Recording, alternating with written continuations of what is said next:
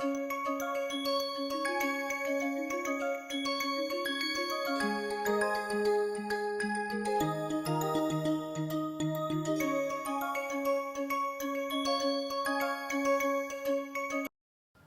learners, welcome back to NPTEL online certification course on novel drug delivery systems. I am Dr. Satish Dyavanapelli, Assistant Professor at Department of Pharmaceutical Sciences and Technology, Institute of Chemical Technology, Mumbai. In our novel drug delivery systems, we are going to discuss the last topic, that is scale up and regulatory aspects of drug delivery systems. So far, we are discussing on various types of novel drug delivery systems. We learn the importance and the significance and applications of various novel drug delivery systems. From last 11 weeks, we learned the importance as well as various advantages of the different types of the novel drug delivery systems, including nano carrier systems as well as oral drug delivery systems. In specifically, we have learned gastroretentive drug delivery systems, and apart from that, we have discussed on the mucosal delivery systems, ocular drug delivery and nasal drug delivery systems, and not only that, we discussed on the pulmonary drug delivery systems. In all the cases, we have learned how these systems are different from the conventional formulations, and we learn the challenges as well as opportunities for the treatment of various diseases. And also we have discussed on the brain drug delivery systems also.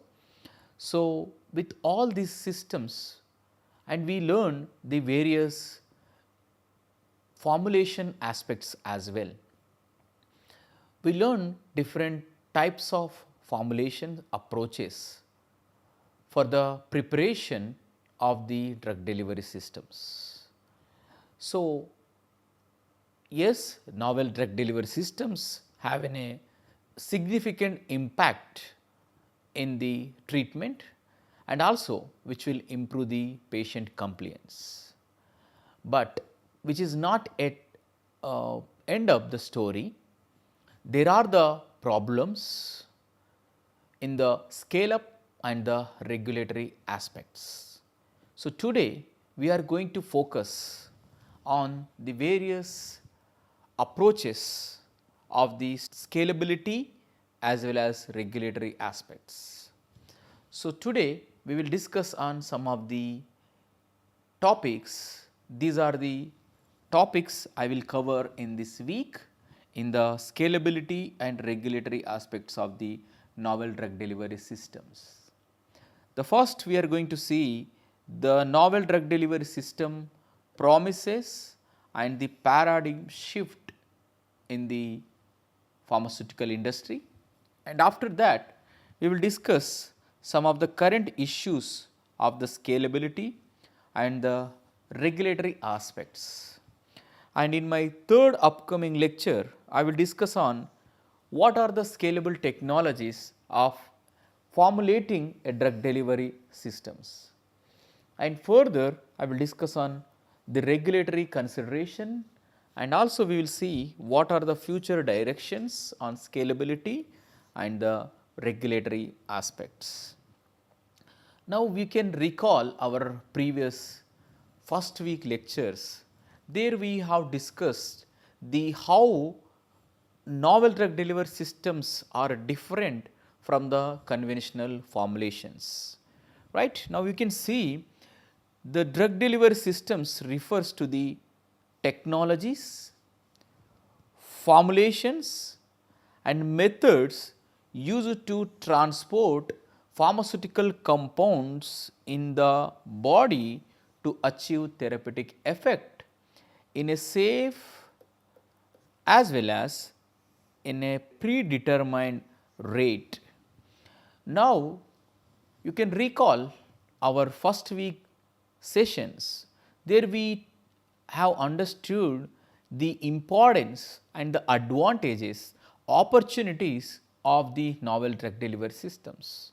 So, we have lot of limitations when you are dealing with the conventional formulations like oral tablets and the capsules, syrups, ointments and injections, which are limited by their effectiveness as well as poor biodistribution in the body, as well as side effects and lack of selectivity in the conventional formulations. So, these limitations can be overcome by using of novel drug delivery systems. Yes, when you compare with conventional and other types of delivery approaches, so novel drug delivery systems will improve the efficacy as well as safety, bioavailability, patient compliance of medications by offering controlled and targeted and sustained release. These all topics we have covered. So, from this we understand that so NDDS has a promising approach for translating of conventional formulations into the advanced delivery systems. Now, here you can see the drug delivery systems have various advantages. We can make various formulations as in a time based delivery systems, and also we can convert drug molecules into the microneedles, that is for the transdermal approaches, and also we can make various types of nanoparticles like polymer, inorganic as well as lipid based nano formulations, which will show definitely the high efficiency in the treatment, and also they are very site specific.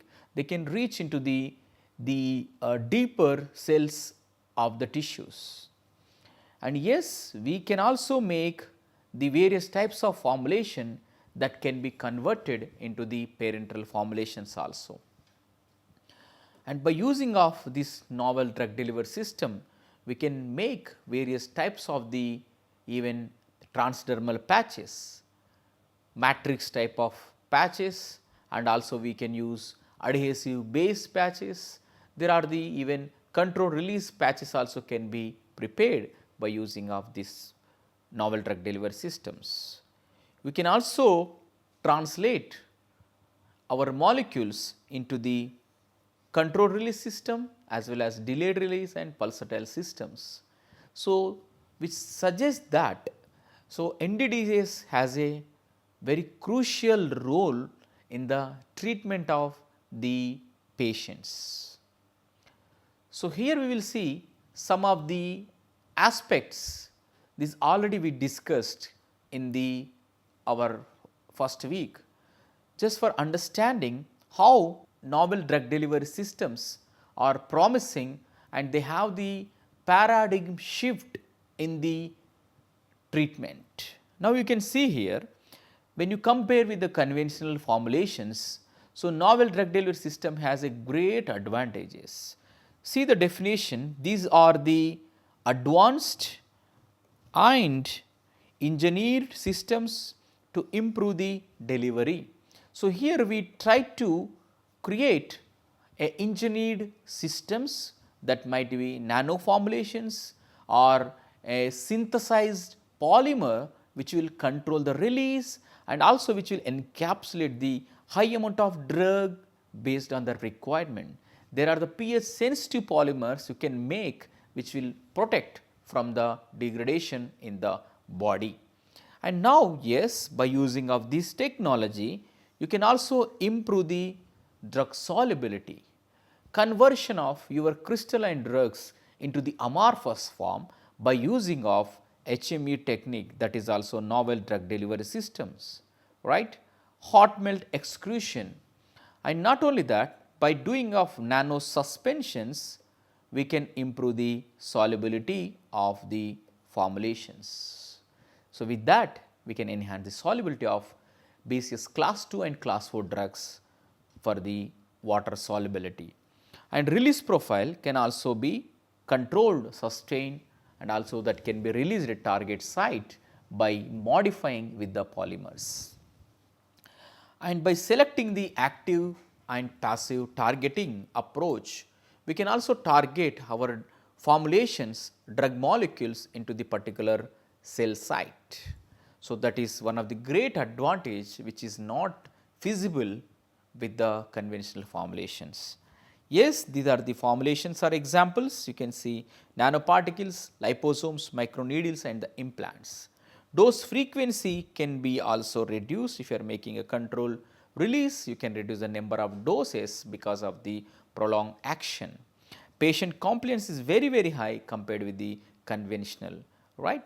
So, side effects can be reduced because of you reducing the dose as well as number of frequencies.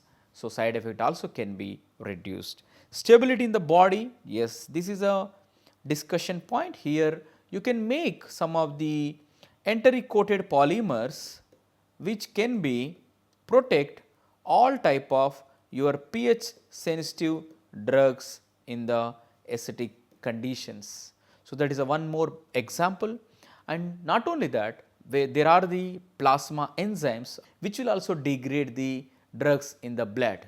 In such cases, if you want to improve the shelf life, you can use various nano approaches that will also give the various promising approaches. Now, limitations, yes, this we are going to discuss today. What are the major challenges, issues in the novel drug delivery systems in the light of scale up as well as the regulatory aspects? Yes, because of the process is very costly and the raw materials are also very costly.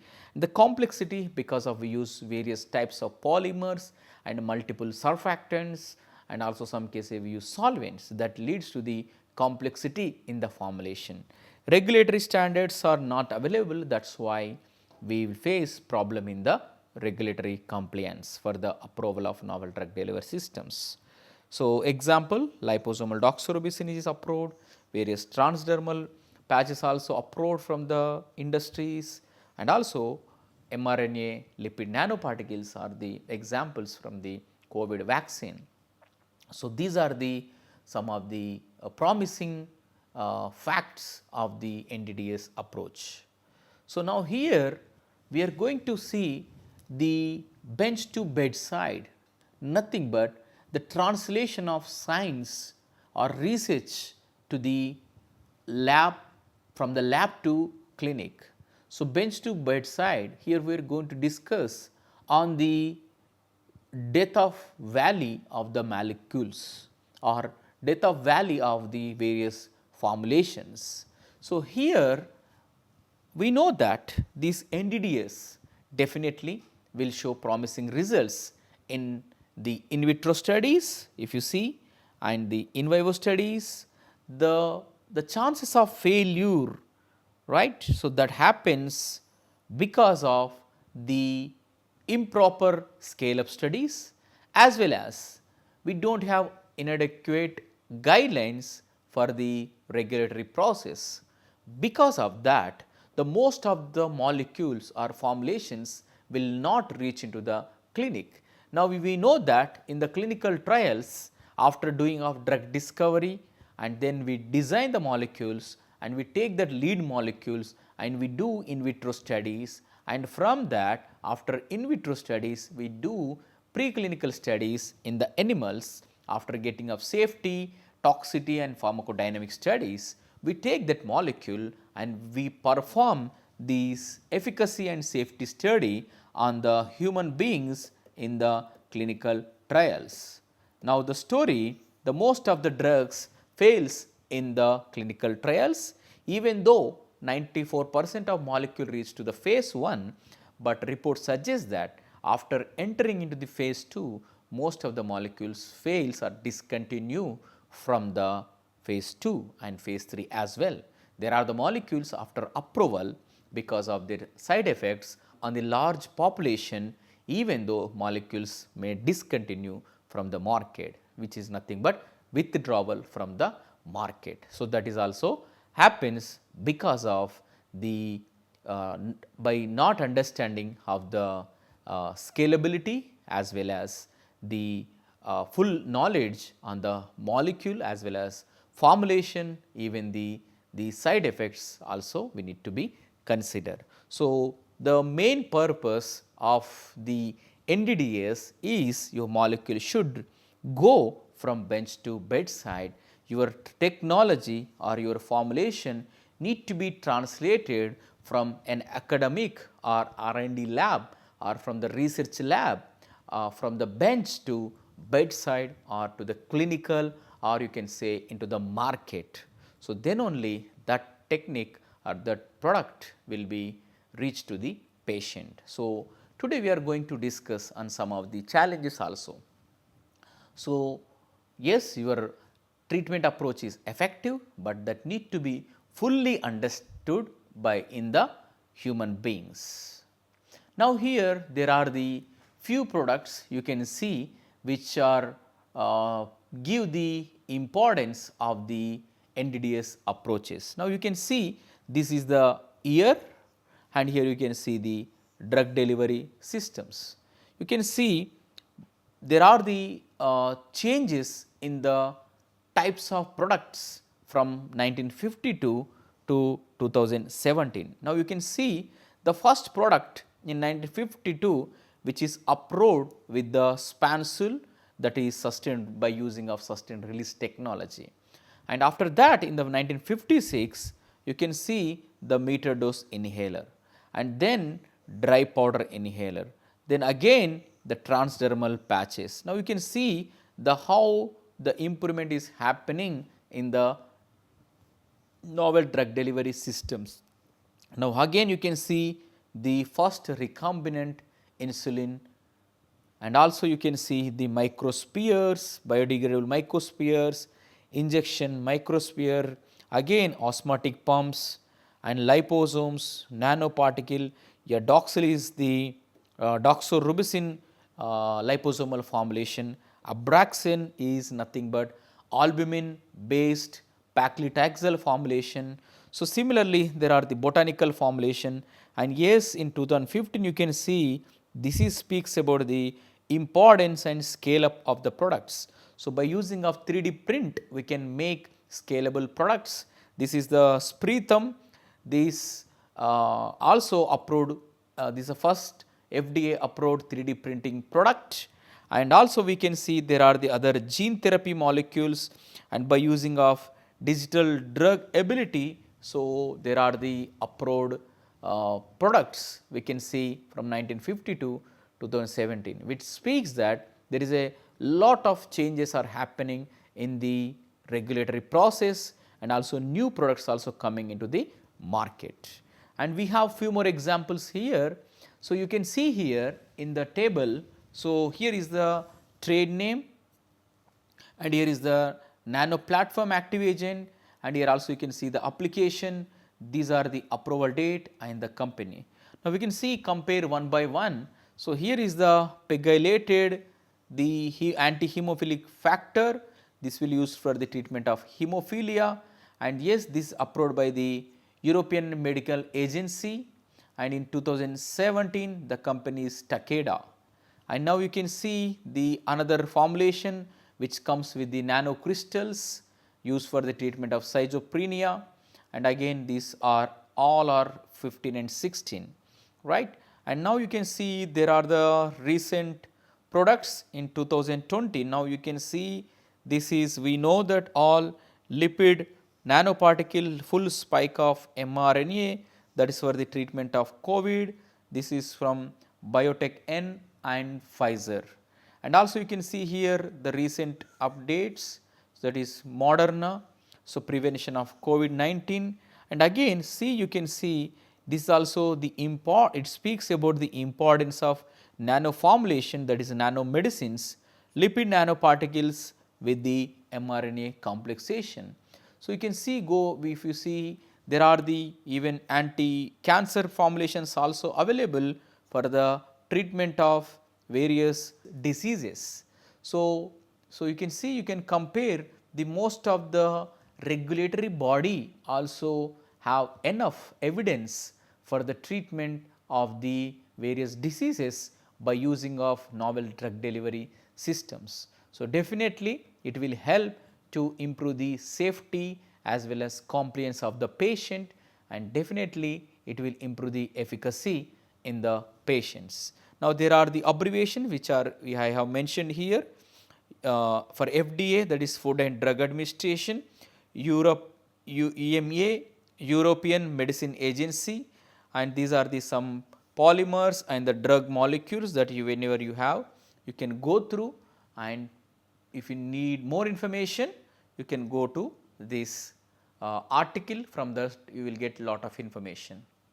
Now, this speaks about the importance of novel drug delivery systems in the current generation, and you can see this after 1 year of the first case of several acute respiratory syndrome, that is SARS-CoV infection, 2 mRNA nanomedicine vaccines received approval from the 2 major regulatory bodies. That means yes, FDA and European Medicines Agency. So, both have given the approval for the emergency use of authorization, that is nothing but EUA, right. So, based on that they have given the treatment for the COVID vaccine.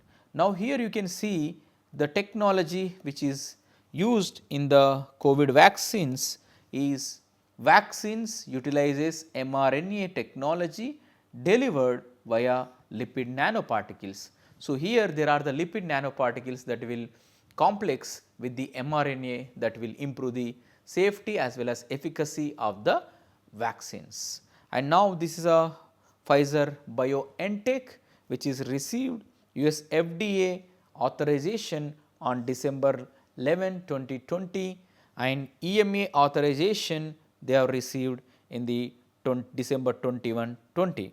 So, this is again for the Moderna vaccine, and yes, these are the some of the informations which are available, and if you want to know more on the current hurdles to the translation of nanomedicine from bench to the clinic, you can refer this article, and from that you will get lot of information. And yes, here we are going to focus on some of the challenges which we are going to face during the development as well as regulatory process. So, the translation of drug delivery systems from the lab level to marketed product faces several challenges. So, here as we discussed from bench to bed, right. So, while developing of any type of formulation, we need to consider the few points, that is the characterization of physico-chemical properties. So, yes, for a molecule also here mentioned in here also we need to characterize the your novel drug delivery systems, not by seeing the physical properties. I need to understand the molecular interaction of the drug with the polymer as well as other materials. And not only that, and the carrier or any delivery system that need to be understand the dynamic properties of your carrier with your cell as well as proteins which are available in the body. So, that will give lot of information for understanding. So, only by understanding of physical properties, nothing but size and polydispersity index and the zeta potential will not give enough information. We need to look out on the morphology, how the morphology and surface properties, especially the charge, how this charge will influence at that particular pH of the cell. So, that type of studies will help us to understand more and more information in the novel drug delivery systems. So, when you know this full understanding of the physico-chemical properties of your formulation, then you can work out for the translation, and further the chances of compliance in the regulatory body is very easy. And the second point is that pharmacodynamics, nothing but. So, here we try to understand the effect of response of drug in the body. Of course, when you are taking your drug alone, the response will be different, and when you are taking into the as a carrier systems, then that response also will be different, right. So, to overcome or you to convert your molecules from lab level to the marketed level, or you can say translated level, commercial level, you need to understand the efficacy of the molecules in animals as well as in the human beings. But most of the molecules suffer and fail in the clinical phases, phase 1 and phase 2 studies. And pharmacokinetics, that speaks about the absorption, distribution, metabolism and elimination of the molecule. So, these properties need to be understood very well with the knowledge of the biopharmaceutical properties of the drug molecule. And yes, during the production also you need to identify what are the critical process control parameters for your formulation. Then yes, of course, biocompatibility, we need to select biocompatible materials, and you should know the toxicity levels of the materials. And yes, the scaling up also one of the major problem, and yes, batch to batch variability and reproducibility is also one of the major problem in the developing of novel drug delivery system, because of uncontrolled process, improper understanding of the materials, and also lack of established regulatory guidelines where we are failing in the clinical trials. So, we need to, when you want to give your products or your technology from lab scale to market product, you need to consider all these challenges. So far we discussed on the various aspects on the NDDS promising points, and in our upcoming classes we will discuss on further scale up as well as regulatory aspects of the novel drug delivery systems. Thank you so much.